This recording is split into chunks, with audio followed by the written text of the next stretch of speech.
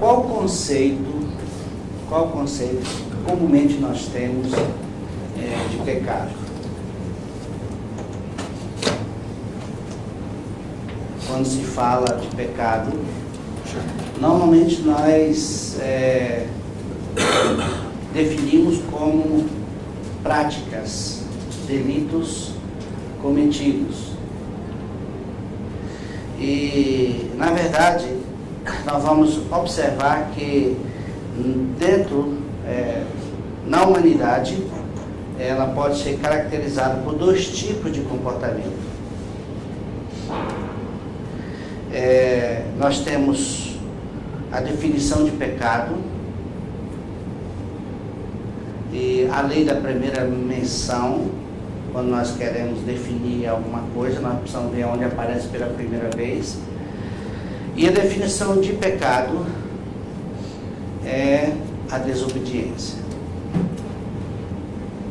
Foi o único ato cometido, o único delito cometido por Adão foi a desobediência. Então, o pecado é uma desobediência a Deus. Os delitos ficam por conta do pecador, ou não. Mas podemos dividir então a humanidade, e ela está caracterizada por dois tipos de comportamento. Eu já citei uma vez aqui, volto a falar, que toda heresia, você sabe o que é heresia? A palavra heresia é ensinamento falso. Todo ensinamento falso tem origem em noções incompletas e deficientes sobre o pecado. Quando você não sabe o que é pecado, aí se cria uma série de conceitos. Então nós precisamos ter bem assim definido no nosso coração o que é pecado, para não confundirmos com pecados. Eu tenho dito que ninguém vai para o inferno por cometer pecados, porque nós já nascemos condenados por causa do pecado que nós herdamos dos nossos pais, de Adão. Então, nós podemos dividir, então, ou caracterizar a humanidade dois tipos de comportamento: pecadores óbvios, pecadores evidentes e pecadores ocultos. Então, vamos ver isso aí. O pecador oculto são aqueles que têm a natureza pecaminosa, herda o pecado, mas em certa medida se ocultam por trás de uma cortina religiosa. O oculto é aquele que nasceu com o pecado, mas oculta o pecado através de práticas religiosas. Vamos ver um texto? Mateus 23, 27. Vamos devagarzinho, como comendo mingau pelas beiradas. Isso aqui é muito importante, a gente ter essa definição mesmo de que é pecado, ou pecadores óbvios e pecadores ocultos. Grave bem isto, porque aí facilita o entendimento. Os pecadores ocultos, então, ele oculta, ele tem o pecado. Ele nasce com a natureza pecaminosa, correto? Mas ele esconde a natureza pecaminosa com práticas religiosas externas. E aí, Mateus 23, 27, ai de vós, escribas e fariseus, porque hipócritas. A hipocrisia, máscara, o Richard Foster disse o seguinte: tem muita gente, se tirar a máscara, fica sem rosto. Porque ele mascarou tanto a vida dele, que ele fica sem identidade. Precisamos ter cuidado com isso, porque nós podemos nos tornar personagens chamados cristãos. Nós criamos uma máscara religiosa e atrás dessa máscara religiosa, atrás dessa bondade, atrás daquela gentileza, daquela educação, esconde-se o pecado, porque o pecado todos nós herdamos. Ai de vós, escribas e fariseus. Vamos traduzir a nossa linguagem hoje. Escriba, pastores, líderes religiosos. Fariseus, os membros comuns. Hipócritas, porque sois semelhantes aos sepulcros caiados, que por fora se mostram belos, mas interiormente estão cheios de ossos de mortos e de toda a imundícia. Se existe um ambiente propício para se usar máscara, são as nossas igrejas. Os crentes. Isso é muito comum. Ser uma coisa dentro, na convivência da comunidade, da igreja, e outra coisa lá no seio da família, ou a partir da segunda-feira. Então nós usamos máscaras, os mascarados. E quando a máscara cai, muitas vezes a pessoa muito se decepciona, fala: puxa vida, aquela pessoa era tão estudiosa, orava, tinha uma vida fervorosa, mas era tudo casca. Então nós precisamos ser cuidadosos, precisamos denunciar essa prática, para buscarmos uma realidade espiritual interna, para sermos o que somos diante de Deus em todos os ambientes. O relógio é relógio dentro da relojoaria, como é relógio no meu pulso, como é relógio numa lata do lixo, dentro de uma lata de lixo. Quem está em Cristo é nova criatura em qualquer lugar que for. Não pode ficar mascarando por onde ela passa. Se alguém está em Cristo,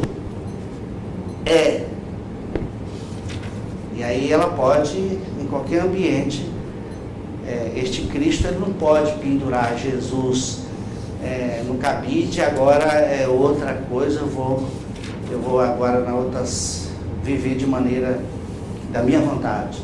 Então esse é o perigo, o que oculta, é o pecador que oculta no seu íntimo o pecado com uma fórmula, com regras, com comportamento externo.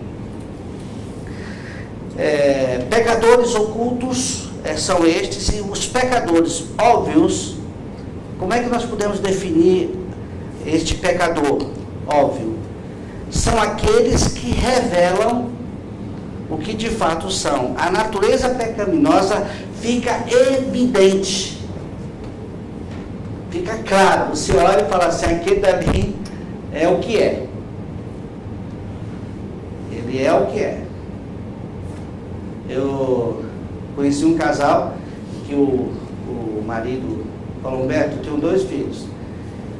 Este aqui, ele falava assim: esse aqui é o hipócrita. Esse filhinho aqui, ele é bonzinho. O outro é horrível. É um capetinha, né? Não é essa expressão que se usa, mas ele usou outra expressão, mas só pra gente... Ele é terrível. A canela dele era cheia de hematomas. Ele não podia ver uma propaganda que ele criava um pensamento obsceno em cima daquela propaganda. Menino de 5, 6 anos. Ele falava assim: o mais perigoso é este aqui, que oculta. O outro eu já sei o que é. Esse aqui eu sei como é que eu trato ele. Agora esse aqui é quietinho, obediente em tudo, faz tudo como eu quero. Não me dá trabalho. Este é o mais perigoso do que o outro, que evidencia a natureza. Os dois precisam ser orientados, tanto um quanto o outro. Então, com relação ao pecador evidente, que está claro, que está à vista de todos, Mateus 27, 44.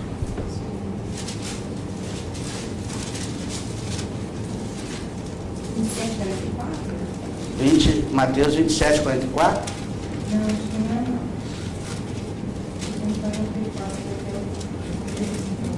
é. E os mesmos, é esse, 24, 27, impropérios lhe diziam também os ladrões que haviam sido crucificados com ele. Aqui é o pecador evidente, que ficou claro, que botou para fora a angústia, que você pode olhar e falar assim, aqui o fruto está evidente e tem a sua origem. Então, podemos definir então a humanidade caracterizada nesses dois comportamentos, o pecador que oculta e o pecador que evidencia. Aí nós temos que lidar tanto um quanto o outro. Vamos agora para alguns exemplos. Por exemplo, na vida de Adão, logo depois da queda, 3:7. Qual foi a tentativa de Adão? O delito que ele tinha cometido, Gênesis 3:7. O pecado que ele tinha cometido foi o pecado da desobediência. Então, ele tentou ocultar o pecado com uma folha de figueira. Ele tentou ocultar. Aqui está, inclusive, a definição de religião. 3:7. Abriram-se então os olhos de ambos, e percebendo que estavam nus, coseram folha de figueiras e fizeram cintas para si. Aqui é chamada a lei da primeira menção. Se você quiser estudar sobre o sistema religioso, quando se cria regras e coloca sobre os ombros dos homens em busca de salvação, é só a partir daqui. Aqui você tem a definição do que é religião. Então, Adão, ele tentou se ocultar por trás de uma folha perecível de figueira. Porque a religião, ela não permanece. Ainda que uma pessoa esconda toda a realidade íntima, um dia ela aparece. Ela vaza. É o chamado ato falho, muitas vezes. Isso acontece. O cara comete um delito e se pega, puxa vida, esse eu não segurei, esse aqui não deu. Então, Adão tentou ocultar a sua verdadeira identidade, ou o pecado que jaz no seu íntimo, uma folha de figueira. Este é o pecador oculto. Vamos para outro exemplo. Na vida do fariseu, Lucas 18, a partir do 9.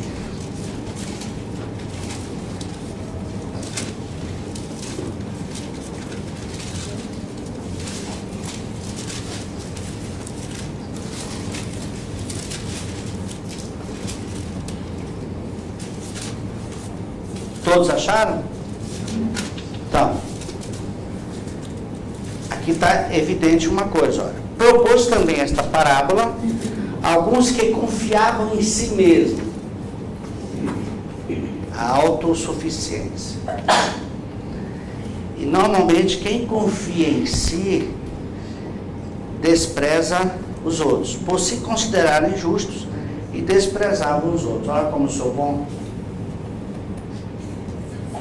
É uma das características do sujeito que confia em si, é desprezar o outro.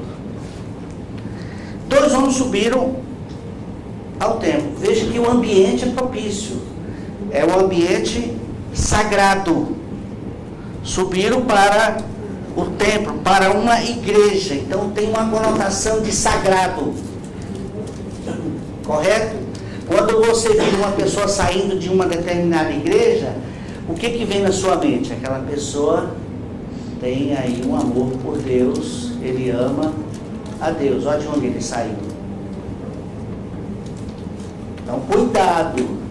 O fato de alguém estar dentro de um templo físico não significa que o templo, dentro desse templo que hoje somos nós, habita uma realidade que é Cristo.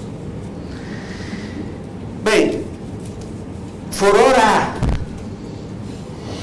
Então tem aí uma coisa que acrescenta. No templo, foram orar, falar com Deus.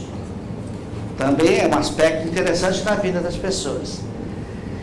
Um fariseu e o outro publicano. O fariseu engloba todo o sistema, toda gente de igrejas. E o publicano era ninguém. Funcionário público. Publicano. Ele era um funcionário público. Qual é o conceito que você tem hoje de funcionário público, né? Péssimo. Ele é um publicano. Os dois. O fariseu, posto em pé, orava de si para si mesmo desta forma: ó Deus, graça te dou, porque não sou como os demais homens, roubadores, injustos e adúlteros, nem ainda como este publicano. Já desprezou o outro. Não tem nada a ver com esse cara que está do meu lado aqui. Jejum 2 vezes, na lei mandava uma. Ele queria garantir, de repente Deus esquece de um outro aí fica feio, né? E dou dízimo tudo quanto ganha. Então, ele ocultou a sua verdadeira identidade, ele ocultou o pecado atrás de toda essa prática. Olha o perigo aqui. Já o outro é o pecador óbvio, evidente, claro. Tem misericórdia de mim, que eu sou, não é que eu faço e deixo de fazer, eu sou o pecador. Então, este desceu justificado, o outro não. Então, este é o grande perigo que o ser humano passa, se ele não for cuidadoso com relação a isso. Então, o primeiro exemplo foi Adão, tentou ocultar o pecado com uma folha de figueira. O fariseu tentou ocultar o pecado com essa prática religiosa do não fazer, do comportamento externo. Ninguém pode ver em mim nenhuma falha. Então, esse é o fariseu. Vamos outro agora na vida, Filipenses 3.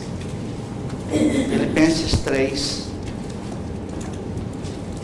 versículo a partir do 4.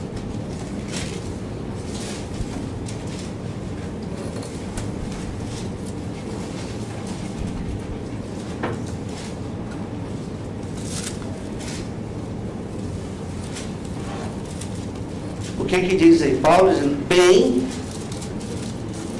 ele está aqui na condição de Saulo, bem que eu poderia confiar também na carne. Se qualquer outro pensa que pode confiar na carne, eu ainda muito mais.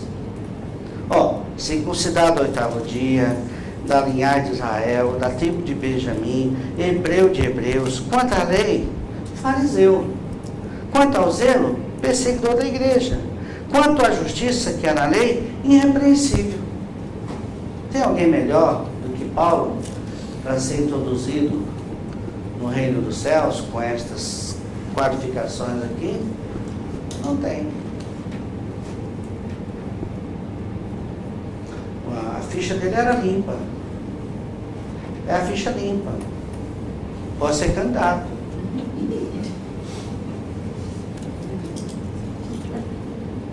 Tá aí. Agora, vocês sabem que Paulo considerou tudo isto como lixo. Tudo que você faz para ser aceito por Deus, tudo que você faz não serve, é abominação, é lixo. Toda essa construção externa que o sistema religioso propõe, de uma certa forma, ou mais apurado, um pouco mais pesado, leve, moderado, que nós encontramos no mercado. Você vê igrejas liberais, você pode fazer o que você quer, não tem problema. O outro, olha, cuida com as coisas, cuidado com aquilo que você fala, cuidado com aquilo que você está fazendo, caminhando por aí, cuidado. Esses cuidados externos, eles não têm poder nenhum para segurar a força, que o pecado é uma lei, é como a lei da gravidade. Você pode segurar por quanto tempo o pecado que está dentro? Essa é a pergunta. Por quanto tempo eu aguentaria com este braço aqui? Há um momento que eu não aguento, eu vou ceder, que a lei da gravidade está puxando. Há uma força interior, é o pecado nos puxando para baixo. E aí a gente constrói uma outra força para tentar impedir. Aí você cansa. Por isso que existe o esgotamento espiritual. As pessoas estão esgotadas, porque a orientação é o cuidado externo. Você tem que se esforçar, você tem que se dedicar, você tem que fazer. Só que a lei do pecado está puxando e você está tentando vencer a lei do pecado pela força do braço, pelos seus argumentos, pelas suas práticas. É isso que aconteceu com o fariseu. Agora, quando você olha para os ares, você vê um avião, como é que ele está lá em cima? Porque existe a lei da aerodinâmica, uma lei superior à lei da gravidade. Então nós precisamos de uma lei maior do que a lei do pecado. É a lei da vida, do espírito da vida, que vence a lei do pecado e da morte. Só Jesus. Amém. Nenhum sistema, seja o mais refinado, pode segurar esta lei que está puxando, que nos puxa. Cuidado com regras. Cuidado com regras. Eles podem ajudar externamente. Paulo não diz isso? Vamos dar uma olhadinha em Colossenses. Colossenses, capítulo 2.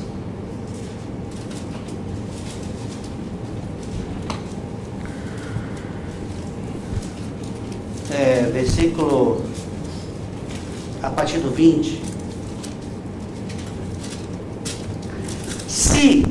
Se condicional morrerdes com Cristo para os rudimentos do mundo, porque como se vivesseis no mundo, vos sujeitais a ordenanças, não manuseis isto, não proves aquilo, não toques aquilo outro, segundo os preceitos e doutrina dos homens. Isso já existia lá no início, primeiro século. Paulo está falando isso aqui provavelmente entre o ano 50 ao ano 60. Já existia essa doutrina, esses preceitos. Não faça, não toque, não isso, não aquilo outro. E a gente bota o sujeito dentro de uma gaiola. com regras. Gaiola tem vários nomes, pode ser em qualquer igreja. Gaiolas. Fica cercando, ou arapuca, cercando o sujeito. E ele está ali dentro. Não faça. Há uma certa hora que ele não aguenta, ele explode. Eu vou contar esta experiência, que foi contada numa gravação da vida do pastor Buchaim. Ele viveu essa experiência aqui em Cianorte. Normalmente ele viajava por aqui e passava nessa igreja. E quando ele passou lá, ele ficou sabendo que o irmão Antônio tinha abandonado a igreja. Isso ele já estava com 80 anos. Ele abandonou, há 80 anos foi embora. Pastor, poxa, ele ficou sabendo e foi atrás dele. Sabia o que tinha ocorrido. Chegou na casa dele, ele estava sentado naquela cadeira, descanso, né? E ele, conversando e tal, e então entraram na conversa. E aí, irmão Antônio, o que houve? Ele contou a história, pastor. Até meus 20 anos, eu era um prostituto. E um dia, eu conheci a minha esposa, essa mulher que você conhece, e ela era de uma igreja, e eu comecei a namorar e larguei a vida promíscua, me casei e me tornei membro desta igreja. E aí eu comecei ali, me envolvendo com um grupo, e de repente eu passei a ser do grupo de jovens, eu ministrava para os jovens, de repente acharam que eu estava crescendo e me colocaram como diácono, então eu era um líder aqui dentro. Mas uma coisa eu quero dizer para o senhor, que aquilo, eu saí da prostituição, mas a prostituição nunca saiu de dentro de mim. Falou para a pessoa certa. Quando você bota a sua angústia para uma pessoa certa, com certeza o remédio vai aparecer. Quando você dá o diagnóstico certo, o médico dá a você, que é o remédio. Então o pastor Buchaim ministrou para ele Gálatas 2, 19 e 20. O pastor Buchaim ali ministrou para ele Gálatas 2, 19 e 20. E ele pegou a Bíblia e colocou no colo do irmão Antônio. Leia aí. Ele leu, porque eu morri e estou crucificado com Cristo, vivo não mais eu. Lê novamente, porque eu estou crucificado. Lê novamente. Aí teve uma hora que ele... Entende? Entende? Pastor, tá bom. Ali houve uma iluminação interior da morte dele com Cristo. É uma coisa de dentro para fora. Não é fugir do mundo. Hoje está aí essa preocupação pelo mundo. O mundo realmente está um caos. Está um caos. Não sei se vocês estão vendo que nós estamos no último segundo deste mundo. Não? Não pense que nós não estamos em cima do momento onde Jesus vai voltar. Então, esse homem ganhou uma experiência com Cristo e voltou para a igreja. Viveu mais 3 anos. Aí perguntavam para ele, para os jovens, quem é o irmão Antônio? Ele disse assim, antes dos 80 ou depois dos 80? Porque antes dos 80 era uma praga. Era fiscal, ficava aqui na porta da igreja e exigindo, e etc. Um legalista chato, porque quando a pessoa não tem Cristo, tem religião, é uma pessoa chata, que cobra, que acusa. Agora, depois dos 80, é uma alegria conviver com ele. Está gravado, deve estar em uma fita aí. Não é? Eu sei que há uma preocupação pelo que está acontecendo no mundo. Você tem que ter cuidado com seus filhos, mas cuidado também para não colocar uma cerca que vai chegar um momento que ele vai pular. E aí? Eu levei meus filhos para a igreja. Levei para a igreja. E para Cristo. Ensina a criança o caminho. Ensinar a Cristo. Isso é função dos pais. Verdade.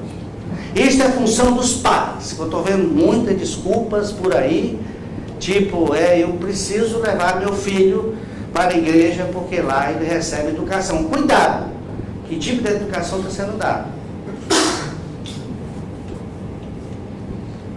Se for Jesus, está ótimo. Se não for, vai prejudicar. Porque se for por regras, mandamento por mandamento, preceito por preceito, isso eu estou falando de um texto que está lá em Isaías 28, 13, que bota tanto peso externo, que a pessoa não suporta e cai. Este movimento do cair para trás é bíblico. Está em 28, 13. Por que é bíblico, né? Porque está na Bíblia. Mas não é necessariamente promovido por Deus. Há muita coisa que está registrada na palavra de Deus, mas não é porque Deus falou, Deus mandou. É para denunciar o que está errado. Assim, pois, 28:13. Assim, pois, a palavra do Senhor lhe será preceito sobre preceito, preceito e mais preceito, regra sobre regra, e mais regra, um pouco aqui, um pouco ali, para que vão e caiam para trás, e se quebrantem, se enlacem, sejam presos. Isso aqui é obra de condenação, não é de libertação. Sejam presos. E aí todo mundo acha uma coisa maravilhosa. Bota a mão na testa e pum, cai lá. Salva do diabo. Ao mover do espírito maligno no meio dos cristãos. Até no avivamento dos pais de Gales, tinha um avivamento real, o diabo inventou um avivamento e colocou lá muito parecido. Porque quando o sujeito quer disfarçar, ele disfarça, porque a arte mais bela, isso está no protocolo, sabe, Sião, a arte mais bela do ser humano é saber disfarçar-se. Se existe um ser que disfarça, somos nós. Por isso que a cruz tem que entrar. A cruz tem que arrancar. Tem que ser de dentro para fora. Para Cristo ser a nossa vida. E temos uma realidade espiritual. Uma coisa de dentro para fora, gente. Uma coisa produzida. É natural. Vamos lá.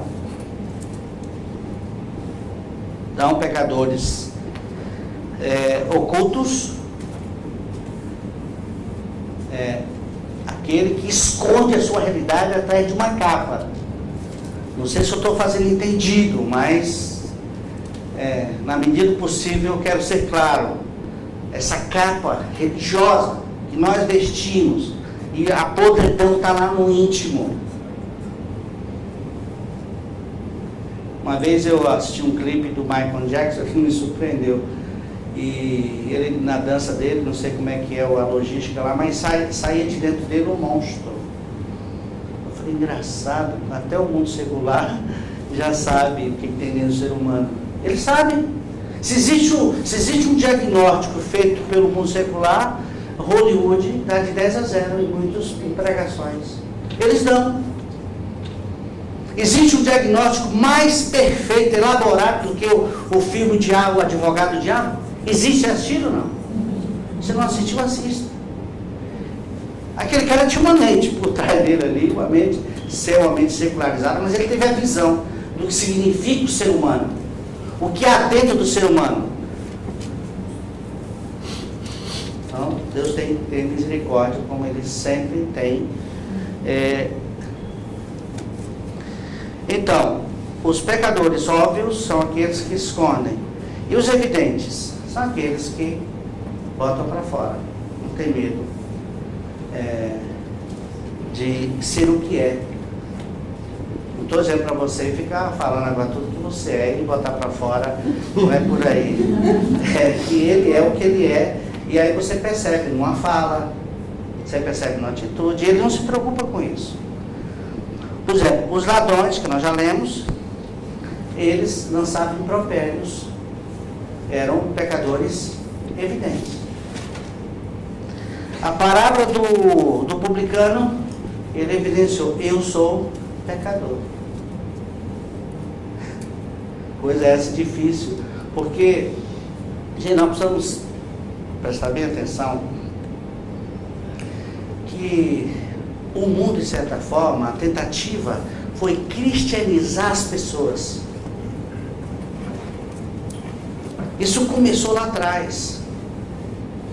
Eu posso precisar mais ou menos, não estou dizendo que houve erros ali, mas houve-se alguns, mas de 1500 para cá, os movimentos a querer transformar o mundo numa nova Jerusalém, no reino de Deus, na força. Um deles foi Calvino, tentou dizer que Genebra seria o reino, a nova Jerusalém, mas por imposição, por regras.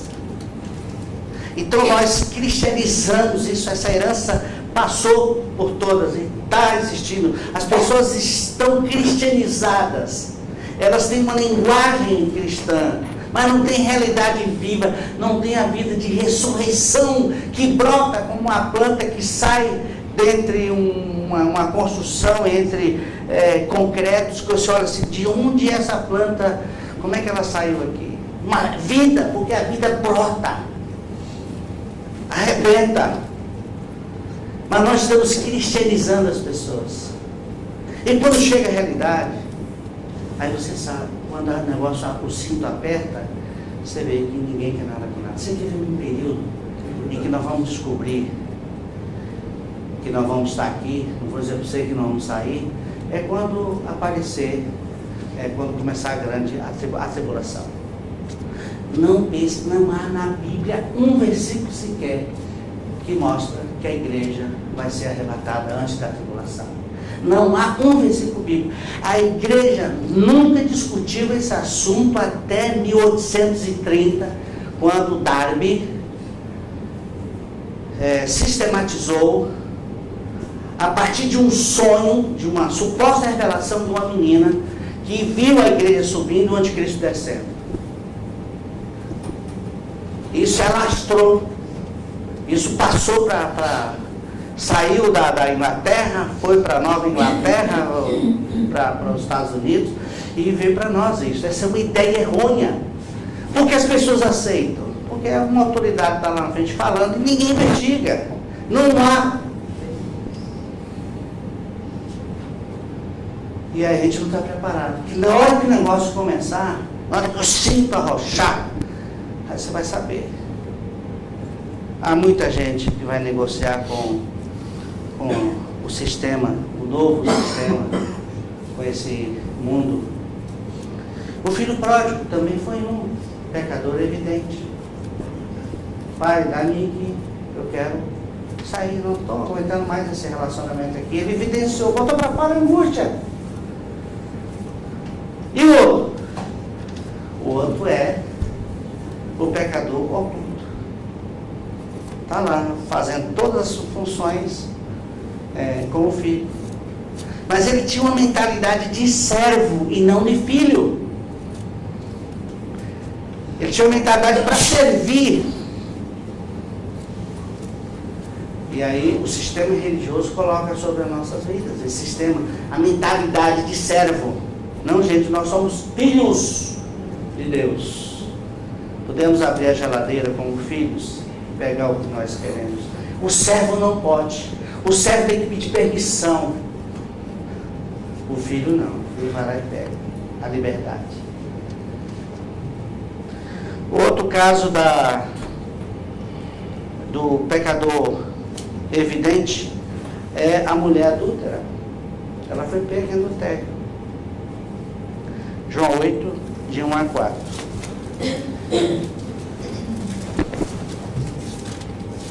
João 8, de 1 a 4.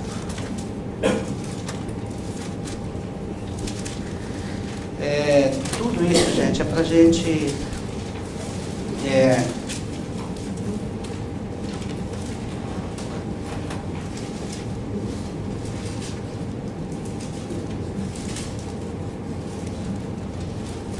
no 8, vamos ler o 3. Os escribas, novamente, aqui, aliás, não é só usa uma capa, mas existe um grupo que acusa e que condena.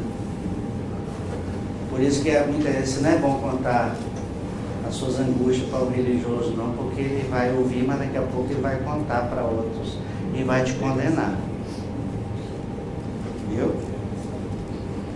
Os que faziam trouxeram a sua presença uma mulher surpreendida em adultério, uma pecadora que caracterizada por uma evidência, uma pecadora óbvia, e que aí foi pego com fruto chamado adultério. Vocês entenderam agora que a humanidade está caracterizada por estes dois princípios? O pecado é um só, mas aqueles que elaboram um sistema externo esconde o monstro que está aí dentro, e muitas vezes quando rompe com este monstro, aí cria-se um pânico no meio. Puxa vida, ele era uma pessoa maravilhosa, era uma pessoa que lia a Bíblia, que até pregava, que eu até tinha com autoestima, sei lá. E agora, olha a decepção. Então nós temos que ter cuidado com os pecadores ocultos. Os evidentes também, mas fica mais fácil lidar. Como uma pessoa chegou e me procurou lá atrás e disse: Humberto, eu quero fazer parte desta reunião, mas eu gostaria de abrir e falar para você o que eu sou. Você não olhar para mim com a carinha que eu sou um cara, né? Você imagina, mas eu conto para você o que eu sou. Daí é bom lidar com o diagnóstico, né? Do que com gente que disfarça. Então, por isso, querido, a gente... E daí? Como é que eu vou sair dessa situação? Eu vou encerrar. A diferença do pecador óbvio para o pecador oculto é que aqueles que escondem o óbvio, o oculto é o que esconde o que tem por dentro. E o óbvio é aquele que mostra, que manifesta, porque o fruto foi da árvore do conhecimento do bem, uma só árvore com dois galhos, o bem e o mal, vem de uma só raiz. Vocês agora entenderam que o princípio do pecado é este? É alguém que nasce com uma estrutura espiritual, com uma raiz, com uma árvore que Jesus fala. Toda árvore, toda planta que meu Pai Celestial plantou será arrancada. Agora, as pessoas nascem com esta árvore aí dentro, e a tendência de uns é o bem, ocultar a raiz pela prática do bem, e o outro evidencia a raiz através das manifestações, porque a árvore é uma só, com dois galhos. Isso confunde, porque o pecador oculto, ele é muito parecido com o verdadeiro. É muito parecido com o verdadeiro. Por isso que o projeto de Deus é arrancar, desarraigar, tirar pela raiz, aniquilar o pecado, tirar a árvore que nós engolimos em Adão. Como se livrar então da hipocrisia? Aí é pela cruz. O fato é que vem de uma só árvore, tanto o pecador óbvio como o pecador oculto. É de uma só planta. E aí Jesus disse assim, vamos lá para Mateus. Nós já vamos encerrar, guarda o horário, mas a gente vai continuar. Mateus 15, 13. Deus não vai fazer podagem. Entendeu, Bruno? Ou Luiz, chama de Bruno, é Luiz.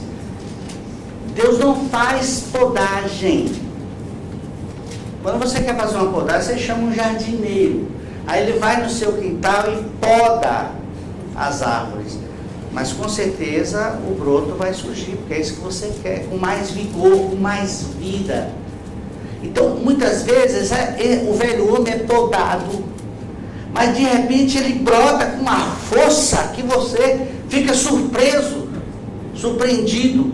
com a manifestação tão vigorosa do velho homem, porque foi feita uma podagem. E eu volto a dizer para vocês que se existe um sistema que sabe podar, é um sistema religioso. É a religião que poda, que trabalha, que até embeleza por fora as plantas, é o jardineiro. Mas Deus, Ele não é jardineiro. Ele, como meu pai é o agricultor, Ele sabe de onde vem todo o mal.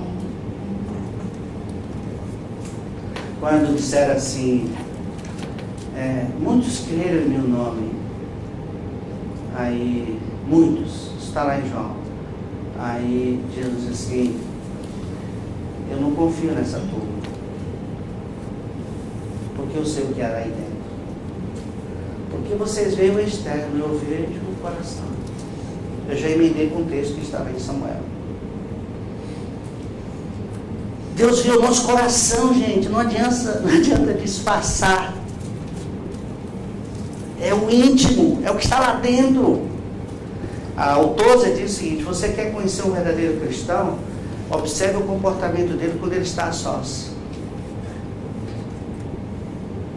Quando ele está entre o grupo, há um disfarce.